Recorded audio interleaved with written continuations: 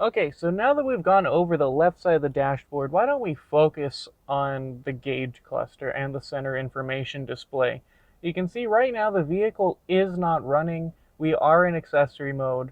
The way you get to accessory mode is by double tapping the power button twice.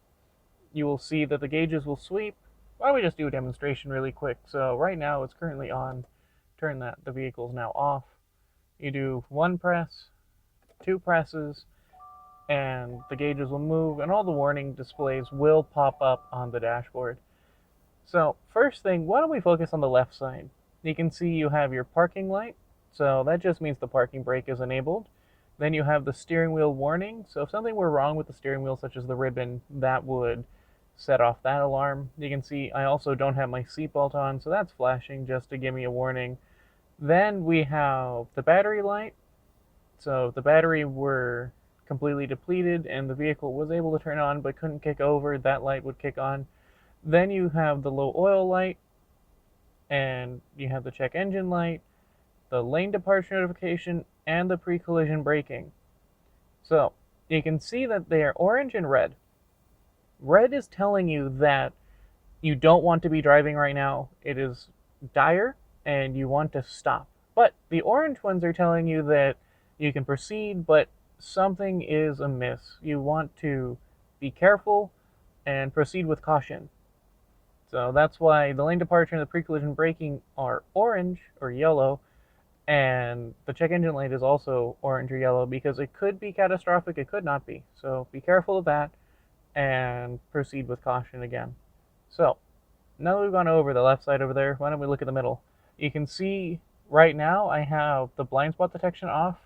If you press that button from earlier, you'll see that will turn on and off as you depress it. And the rear automatic braking is currently disabled simply because the vehicle is not running right now.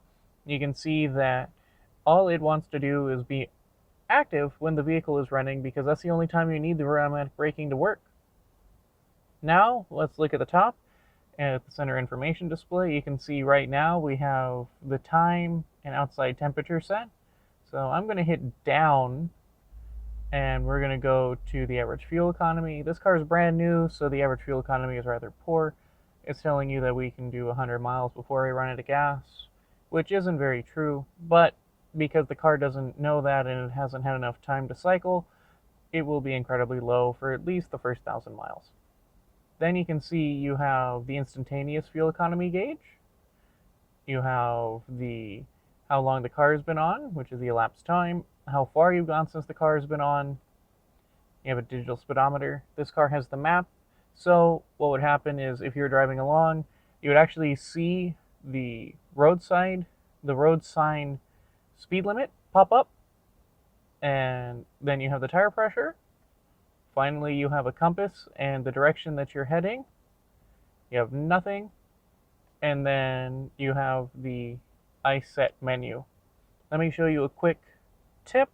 So if you pull and hold the middle button, that will let you get into the iSet. We're going to hit down. We're going to go to screen settings.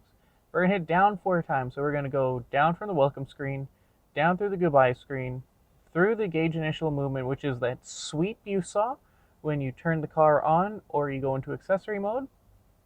You'll skip past units and you'll go to tire pressure units. Once you're into tire pressure units, you tap the middle button.